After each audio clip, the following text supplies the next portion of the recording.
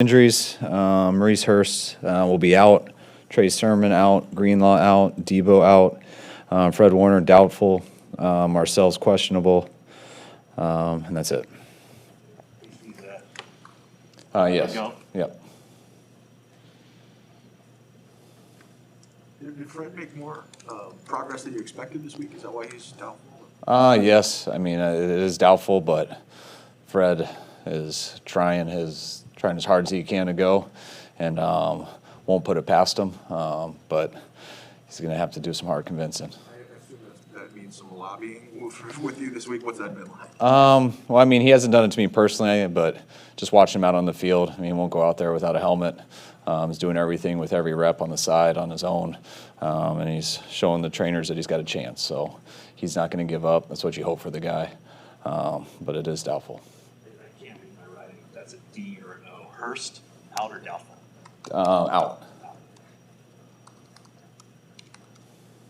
Did he suffer any sort of setback, or was it just? No, he had a little setback yesterday, which, we still don't know the severity of it, but it definitely is so he couldn't go today. Has that sort of been the case with him all along, that he makes progress with that calf, and then there's... No, it hasn't been that. It's been two separate things, but calves are just so tricky. How long they can take. He was showing real good recovery and how he'd been coming along. Got out to some reps in practice, and a couple things grabbed on him and scared us, so we had to shut him down for the rest of the week. Any update on D4? Did he have a setback with that back last week? That just comes and goes. That's kind of how it's been, so that's why you're never quite sure. That's why he wasn't able to go later in this week, and most likely won't go on Sunday. We'll see how he is tomorrow, though, because that changes. Does Marcel still have concussion protocol to clear? Is that? Yes, yeah, he's still in the protocol, but he still has time to clear it. I don't know if surprise is the right word, but are you impressed at how the running game has been able to carry on without McGlinchey and the job the right tackles have done in this place? Yes, I mean, that's I don't think people realize how hard it is losing McGlinchey, how good of a run blocker he is. I thought we struggled replacing him right away. That is why we went to Compton a little bit more here recently. He's come in and done a really good job in the run game. Jalen's is getting better in that area, and we've been able to stay out as much passing situations also. What have you come to learn about Azeez's spirit and personality, what kind of man he is, what he brings to your life? I got an idea of Azeez because when Chris Kiffin was here, he had coached him in college. And I remember us watching him in the college evaluations. And we all liked him, but he had just torn his ACL, so he wasn't going to be ready right away. And that's why we were able to get him undrafted. And I just remember us all evaluate him and talking about his chances of making the team with a torn ACL and everything. And I remember Chris speaking up at the end, saying that he promised that kid would make it wherever he goes. Just the type of guy he is. I don't remember exactly his whole story, but I know he helped raise all his siblings. I think he got custody over a bunch of them. He acted like a man at a very young age, even before he got here. And as he was advertised, I've seen it all myself, and on and off the field, he's been great. He's super positive. He has a great smile for a linebacker, tough guy, physical. No, Azeez always has great energy, always seems like one of the nicest guys on our team, I think. But he's also the quickest to fight out there, too, and to show that he knows how to box and loves playing football. So, it's pretty cool how he can play with that anger and play that physicality and still be the type of guy you're trying to explain, and I am, too. So he's pretty impressive. Charles Omenihu was mostly on the inside before he got here, and Eric Armstead would split, and it seems Armstead's come inside and started to do better there full time, and Omenihu's starting to have success on the outside. Why did you guys decide to go that route, and why do you think it's starting to work? Mainly with Eric, we've always liked him inside the most. He does a really good job. We like him in the run game so much on the outside because of what he does to tight ends, but his best spot's always inside. And then once, D Ford hasn't been out there like we were hoping, and then when we lost J.K., we knew we had to move Eric in kind of as a full-time deal, not just third down, because that's where he is the best. And when we lost depth there, we knew we couldn't shuffle it as much. And getting Charles here has really helped because he can do it both too, and he's got the ability to do it, and I think he's getting better learning what we want. Is Brandon Aiyuk, last year he had the good stats. Is he a better player this year? Yeah, I don't even think it's close. He's a much better player right now. He's better in the run game, better in the pass game, much more consistent, and I think he's getting better each week, going on about 4 or 5 weeks in a row. It doesn't necessarily show up in the stats. He had the big numbers last year. Yeah, stats. I mean, I don't even. Yeah, stats are some of the most. I mean, they sometimes can tell you the answers, but by no means do they tell you all the answer. I've been. There's times. I don't want to give stats that I know because it would be an insult to some people. But there's plenty of times stats will fool you, especially with guys. Stats are dependent on other people a lot, and but he's playing at a much. I think we got a lot more confidence in him now than we did last year. As far as the running game and his blocking, he got into that scrap with the Vikings defensive back. I mean, is that reflective of the type of blocker he's become and just blocking the whistle? Yeah, I think what's been cool, whether it's a run play or a pass play, I think he's been the same on both, and he does as good as he can on every play.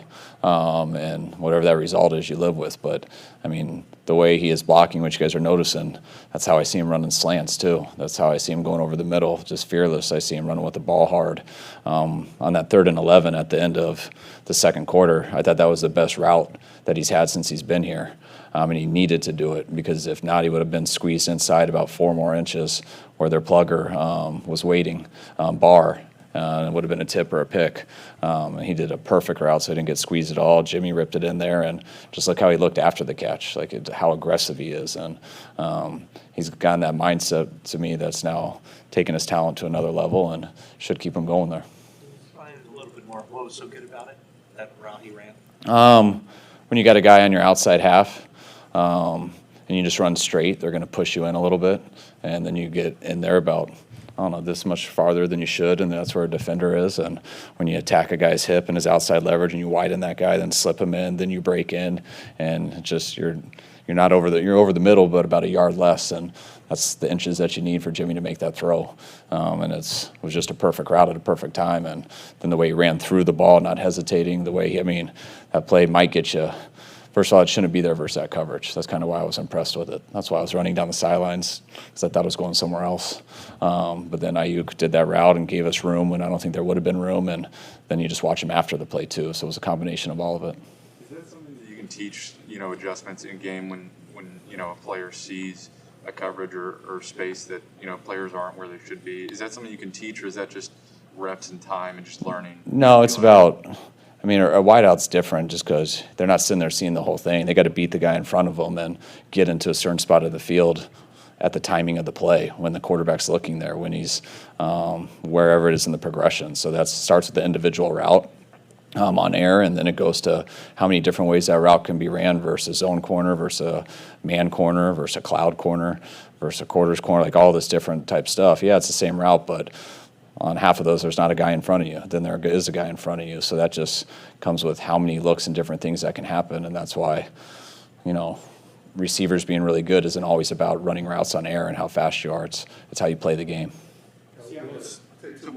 Seattle struggled so much on offense this year with 3 and outs, but they still managed to get themselves in position against Washington. They almost could have won that game. And they managed to, first game against you guys, they had 200-some yards offense, and they managed to win. Did they look as dangerous to you as ever going up there? Yeah, I feel they're always the same. They got really good players. They got Russell. You never know what's going to happen with those guys. And, I know they're struggling statistically, but, I feel like it's just a difference in a few first downs in the game. I don't know what they've always been on third down. But I bet you the difference between now, which they're struggling, and what they've normally been, it's only about three first downs. And when you get those 3 first downs in a game, that's a lot more plays and a lot different stuff that Russell ends up doing. Where you have Carson or you got their healthy backs, and that's instead of being 3rd and 3, it might have been a first down on those first 2 runs. And it's just very small things that can lead to some drastic results. But when you turn on the tape, you see the players, you see the scheme, and I see a really good team that is capable of winning every game that they play in. We got an early peek at your shoes for Sunday. First, how is Johnny doing, and how meaningful is it for you to be able to show support that way? I think Johnny's doing real well right now. You know, I think we all know he did have a setback, and but right now he's doing great. You know, his numbers are going down. He can't come in here all the time because he's got to be careful of infections and stuff like that. But he's Zooming all the time. He's part of all our meetings. He comes out to practice when we're outside. So it's been great having him around more. And yeah, it was real cool. You know, just when they asked me that with the shoes. But I mean, first thing, I just want to support Johnny. I think you guys know how much he means to me, how much he means to everybody in this building. And then it's just cool that, you know, I didn't know what myeloma was until Johnny got it. And then once I found out that he got it, then I've kind of seen how many people do have it. So it's kind of cool to bring awareness to it and support him and the cause as much as you can. Do you have a hand in the design of the shoes? They didn't give me too many choices. I told him I wanted IGYB on it, and I wanted his initials. That's all I told him. I appreciate it, guys. All right, thanks, guys.